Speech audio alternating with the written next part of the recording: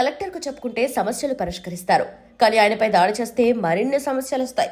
ఈ చిన్న లాజిక్ను ఎవరైనా మర్చిపోతారా? కానీ వికారాబాద్ ఘటనలో ఈ లాజిక్లేమీ పనిచేయలేదు.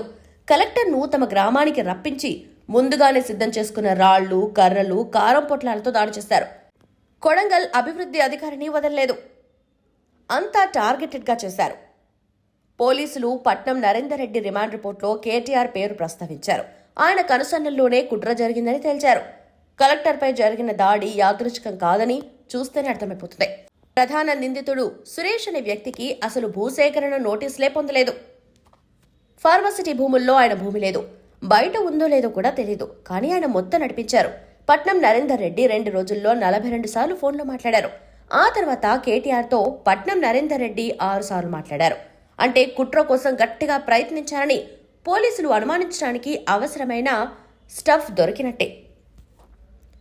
కేటీఆర్ వ్యవహారంలో పోలీసులు మరింత ఎక్కువగా దృష్టి పెట్టే అవకాశం ఉంది. ఆయన కుట్రకు సూత్రధారి అని నిర్ధారిస్తే వెంటనే అరెస్ట్ చేస్తారు. ఎందుకంటే ఈ కేసును ప్రభుత్వం చాలా సీరియస్గా తీసుకుంది. ప్రభుత్వాన్ని అస్థిరపరచడానికి చేసిన కుట్రగా అనుమానిస్తోంది. ఇలాంటి కేసుల్లో అరెస్ట్ చేయడానికి గవర్నర్ పర్మిషన్ అక్కర్లేదు. నేరుగా అరెస్ట్ చేయొచ్చు. మరి ప్రభుత్వం ఏం చేయబోతుందో వేచి చూడాల్సి ఉంది.